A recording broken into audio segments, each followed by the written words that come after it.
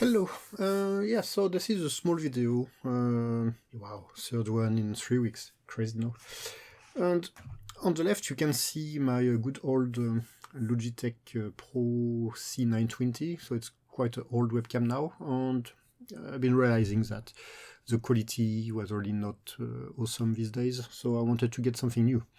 I've been looking on YouTube for a bunch of reviews of the various webcams, and unfortunately you only see comparison of the small ones versus the small ones, and the expensive one versus the expensive one, and it was very hard. I just found one or two in foreign countries, like in Asia, comparing the C920 with some modern ones, but really not much. And I was not impressed by the Elgato Facecam, sorry, or the Logitech Brio. There's something I didn't like with the colors, but I saw one I really liked, which was the Razer Kiyo Pro Ultra, which had a big sensor, so we'll have much better pictures in dark conditions. But for some moronic reason that only Razer can think of, they decided to sell this camera only on their website, Razer.com, which means you are basically going to pay $300 plus taxes for something where the local warranty does not apply. There's no way I'm going to do that. So in the same price range, I found that one, the thing which you currently see on the right. Basically, it's a much modern webcam. It's a 4K resolution. I'm not going to use it in 4K, I'm going to use it in Full HD, but what that allows is basically possibility to zoom without losing details. So here we are in pretty much best conditions. It's light outside, so the Logitech is in the best conditions. I could add some light around, but that will not change much things. So this video is not a review, it was just to fill this hole I was saying. So now if people want to see what's the difference between the world standard Logitech C920 or 922 and the Insta360 Link, you can see it. So globally, you can see I tried to set the same position. Both cameras are in standard mode, standard autofocus, automatic white balance, automatic everything, because there is no setting that works in all situations. So depending on the time of the day, how dark it is, it's going to be complicated. But yeah, while I'm at it, I'm going to show some of the cool features. So can see the frame rate is definitely better on the one on the right side.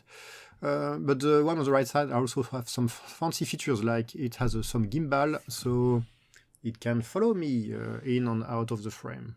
You can set the speed, and because it has a gimbal, it means it can move in different directions. So instead of moving the camera to show my Ori collection or outside, so I can show you what is outside the window. So there is a HDR mode, but it's not enabled here, so it takes some time. You can see the shelf behind me.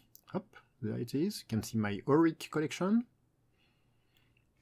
And you can see my MIDI devices, which is also there. And when I'm done, I can go back there.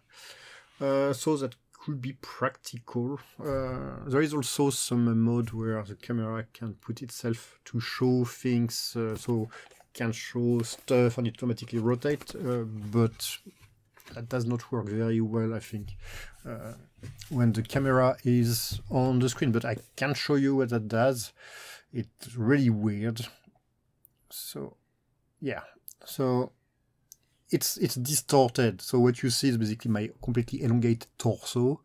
On the chair is just weird, but it's somewhat reverted that, so technically I could show the box, but you can see it's I mean, I can see the use of that, but it is very weird. So yeah, that's it. And yesterday evening I also captured during the night, so you can see just after how it looks in the dark. Yeah, and just to finish, so the ability to zoom on the focus of the two cameras,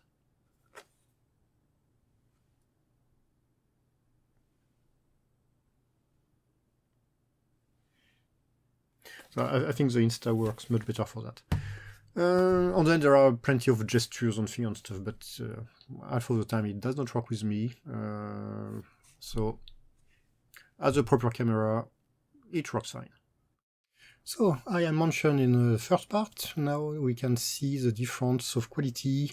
It is dark outside, between the Logitech on the left and the Insta360 Link on the right. So right now I have a lot of lights. So just to show, I have my two screens which are showing some big bright stuff. I have some light on the back. I have these light here, plus something I can control here and this thing here. So in this type of situation, the Logitech is not doing too bad. The Insta is sharper, but it's not too bad. Now I'm going to switch off the lights. So the side lights. Now I'm closing my very bright Windows lights. The Philips Hue. The LED things. The stuff there. And that one. So you can see the Insta is still quite okay, but on the Logitech it's all very dark. But I mean, the Logitech is still quite good considering how old this webcam is.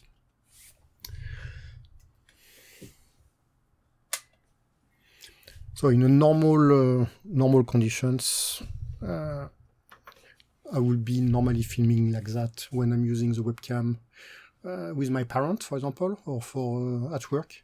But when doing YouTube recordings, I will have the side lights, the proper fill light. If you look at the background, you can clearly see that there is more definition. What's interesting is the time it takes for zooming in and out. So here you can see it's pretty sharp.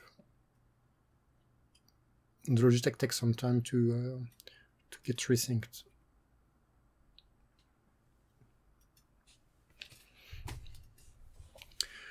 And then of course there is a definition. If I want, I can zoom a lot here. Look at my eyes. So it's definitely very grainy, but you can see, you can read the titles. On the Logitech, it's not doable. And you can see the frame rate. The Logitech is very blurry, while the Insta is still okay. So, yep, that's all I have to say, I think.